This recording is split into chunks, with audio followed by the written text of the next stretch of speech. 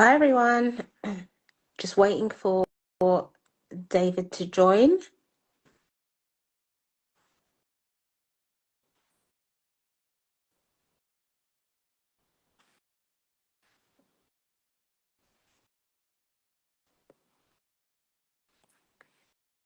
Just bear with us while he... Oh, there he is.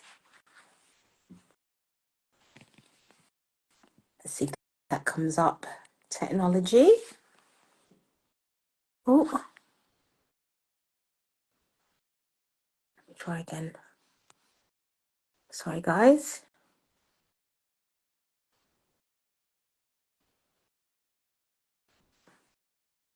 Just give us a sec while you guys join. Oh, let's try again. Spotlight is unable to join. Accept.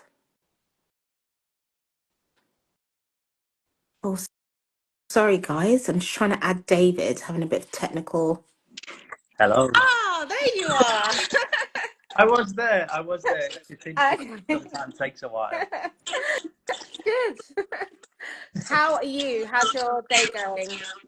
My day's going really well because I've been to the dentist this morning and I got a big tick. Oh, that's So good.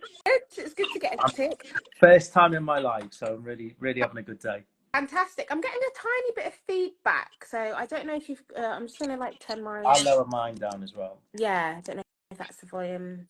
Let me just have a look. That's better. You sound good to me. Yeah, I'm getting a bit of feedback. Okay, well, let's continue. I can hear myself echoing. Can you hear me? Okay. What about everyone else who's joining? Can they hear an echo, or is everything okay? It sounds like everyone's okay. Fantastic. Okay, well, let's get started because I'm really excited to speak to you today. So welcome to today's special Q&A session at Shiny Awards, and we're thrilled to have the amazing David from Spotlight joining us today. So he's going to share insights and tips on guidelines on DEI casting. So feel free to drop your questions in the comments below. And we'll make sure that we get everything answered. So excited to have you here, and thank you for joining us, David. Not at all. I can see that some people can hear an echo, so... Oh, okay. Sorry, let's see. I'm not sure what that is. Sorry, guys. Live technology. I've just put my volume right down, but I can hear you fine. Yeah, because I could hear it. Yeah, that's better. Is that good for you? Good for me. Yeah, fantastic. Oh, it's good. Don't know where that the graphics are coming from, but that's amazing. Okay, fantastic. So the echo should be gone. Let me know, guys, if it's still echoing, because then I might have to log in. So, okay, brilliant. Thank you so much. This is going to be such a great chat. So what we're going to do is we want to make it really kind of short and exciting for everyone. So I'm going to ask you 5 tips or insights on certain questions, and if you could just give me your 5 like best tips that could really help some of our listeners out, that would be amazing. So I think my first question for you is, I would like you to name 5 ways that you feel that directors can ensure that they are writing and selecting scripts that inherently support diversity and inclusion. Okay, so number 1 is consultation and collaboration. I think that's the biggest tip. I think is to make sure you engage with LGBTQ plus non-white, disabled, female writers, Fantastic. consultants, and community members. It's really important to ensure that the narratives are authentic and respectful. There are some brilliant organisations out there. If you don't know about Triple C and DANC, for example, Yeah. they are a disability advocacy group. They are a fantastic resource for the industry. There's also Brilliant. AAA Performer, which is for a great group for neurodivergent performers. But there's loads of other groups you can engage with. We've got an industry resources link on our Spotlight tab as well, so that's publicly available. So delve into that. Second tip would be challenge orthodoxy wherever you can. Creating multi-dimensional characters rather than relying on cliches and stereotypes. you know, LGBTQ plus disabled non-white characters have the same depth and complexity as Yes. cisgender able-bodied heterosexual Yeah. counterparts. So, you know, think about, why can't a romance or a steamy Yeah. rendezvous occur between disabled characters? And, Perfect. you know, Yeah. likewise, you know, why can't the winning goal scorer be an Yes. LGBTQ character? Yes. Love that. Yeah. I'd also probably, you know, we're all aware of this, but it's always good to remind you, you know, check your bias, check your unconscious bias. These are factors that influence your decisions even without you knowing. And I think that, you know, if you go online, there are dozens of free bias tests that you can take, and trust me, Yeah. you will have them, and you'll be amazed what you discover about yourself. You know, if you think about the role of a police officer and the first thing you think about is a man, Mm-hmm. then you've got a gender bias. So, you know, some people have accent bias, age bias, wealth bias. You know, find your own blind spot and make sure you're always writing inclusively. And then I'd say fourth tip would be intersectional storytelling. And I think this is a complicated theory of oppression and Yeah. marginalization, but it's really worth looking into. Um, it's essentially, you know, you're talking about a white guy who falls in love as a storyline is Mm-hmm. probably not as interesting as the realities of a single mum with a disability Yes. who finds love. So Yes. it's just finding the interplay between those marginalizations, which creates originality. Yeah. And then my final tip would be, and I try and remember this all the time because I'm getting old now, is check your inner dinosaur. Okay. I mean, we, you know, Check your inner keep dinosaur. on you. Okay. Keep learning, keep evolving, listen, study. You know, there are some marginalised groups who are currently not able to chat freely on social media at the moment, Yes. but try and find the places where they exist and where they're sharing their lived experiences. And yeah, most importantly, I'd say keep open-minded. Yes, those are absolutely brilliant tips. Thank you for those, David. We'll try and get those written down as well so we can put them on our page. I love that. Check your inner dinosaur. And it's so true. I think the next question I want to ask you is number 4. Name me 4 practical. Sorry, I feel like that's my feedback. I'm just gonna check my mic. Hello? Not sure why it's echoing like that. I'm going to say this really quickly and allow you to talk because it's that we can just get all of your tips. So if you could name me like 4 practical steps that directors can take to broaden their talent pool during casting process. Okay, so to broad, do you know, are you hearing, is everyone okay listening, or are you still hearing the feedback when I talk? Just give a thumbs up if you can hear any feedback from David. But I feel like, can you hear? I don't know what that feedback's coming from. It's fine when I'm listening to you, David. Okay, So yeah, and cool. You're on really, really low. Okay, okay, so I would say top tips here would be, when you can, if you can, where budget allows, I would say use a casting director. okay, They are literally trained to do exactly this yes, and what we've just been talking about. They know where to find the pockets of talent beyond the traditional pools of talent.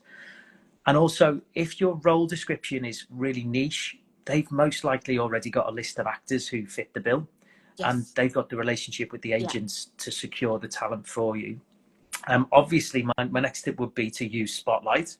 Um, yeah. little plug there, but we've got over 80,000 performers on the platform. But Hmm. interestingly, in the last few years, we've really broadened our criteria to allow actors who have recommendations from talent agents or direct casting directors to join without having to go through the expensive drama school route. Fantastic. And also, it's Yeah, worth mentioning that we have a bursary scheme for hardship, people facing hardship, deaf brilliant, disabled discount and neurodivergent discount, and also free access for resettled refugees. So there's a real diverse talent pool on Spotlight. Um, fantastic. if you do use Spotlight and you've got a kind of a casting call to send, I'd say send it to all performers rather than just to Mm-hmm. the talent Mm-hmm. agents. Talent agents won't like me saying that, but for the purpose of this subject matter, it'll give you lots more submissions. And remember, actors on Spotlight are really kind of at the top of their game at all of them, and that they're generally well prepared. And if they're submitting for your project, it means they're available and really interested in your work. And then finally, the final tip there would be for open casting calls. Okay. We don't personally encourage them on Spotlight because what we don't want is to have a marketplace where actors are constantly being asked to provide self-tapes or Yes. give their Yeah. time for free. But for the right role and the right reasons, definitely open casting calls certainly have their place. That's fantastic. Yeah, that's absolutely brilliant. Thank you, David.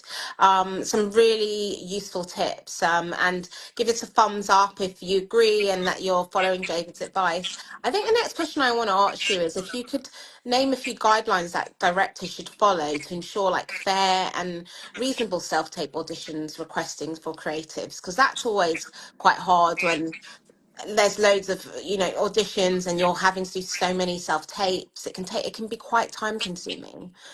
Yeah, self-tapes are a big issue in Mm. the industry at the moment. I think since the pandemic, we've really embraced them. But with that, they've also got their own challenges. I think it's worth mentioning the industry code for commercials. Hmm. So for commercial castings, would say you need to give a minimum of 2 days for the turnaround of the Okay. tapes. Yeah.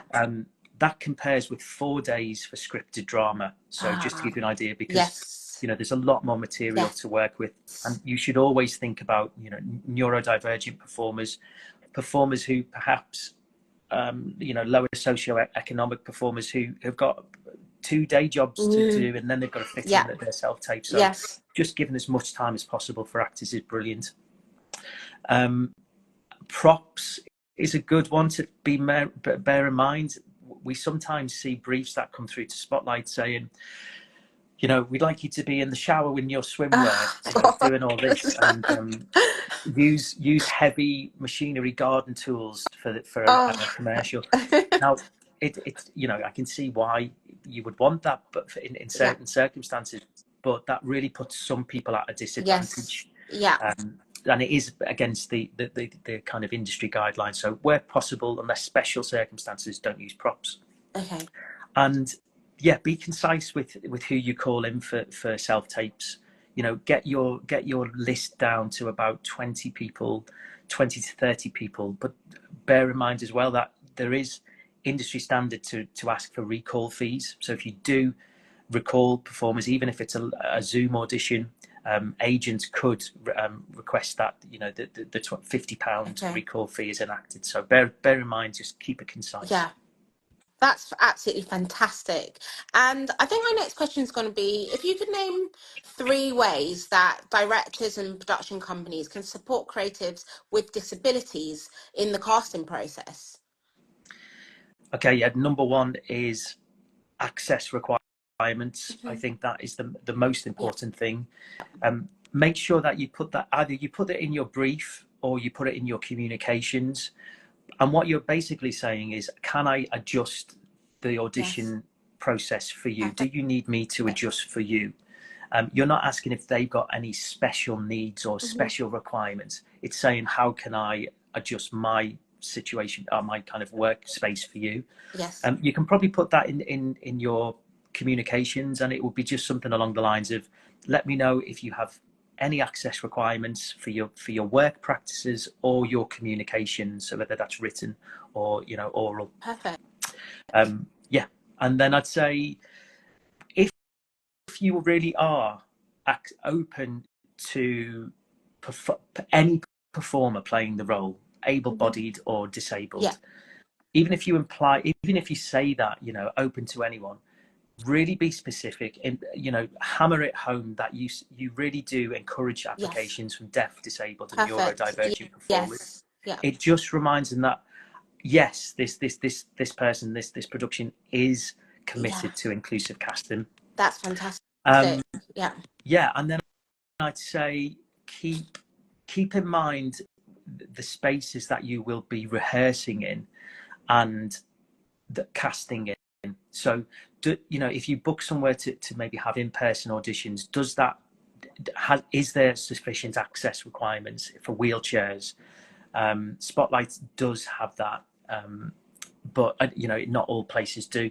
We've also got on our website, for if you do book the Spotlight Studios, a downloadable access pack for neurodivergent performers, which just gives them a feel for the environment before they arrive at the Yeah. audition. So what kind of space are they going to arrive in? How light is it going to be? Who are the faces I'll see? And where's the Yes. quiet space if I want some quiet time? So Perfect. always have that in mind when you're auditioning. That is brilliant advice. Thanks, David. And we're counting down to number 2. So if you could name 2 creative methods directors can use to discover like hidden talent from unrepresented groups. Okay, so again, coming back to our Spotlight platform, we've got some hidden features on there which we're really proud of, because it helps disabled performers and performers from different ethnicities. We have the ability for them to switch off their disability and their ethnicity on the public profile. Yes. So you can type in your exact disability on the back end of your profile, but that would not be publicly available if you choose for it not to be shown. Yes. So that stops any conscious bias happening. However, if you, on the casting side, come in and say, I'm looking for somebody with a limb difference, certain type of limb Yes. difference, or I'm looking for someone of Jewish heritage. Mm-hmm. Now, even though it mightn't be on their public profile, you'll get them back in the search results. Okay. So it helps you, Yes. like when you are casting authentically and you need that specific lived experience, Yeah. you can find it, but you're not tainted on kind of just doing a normal search for a normal, regular search on Spotlight. You're not tainted in any way Yes. with any bias. That's absolutely brilliant.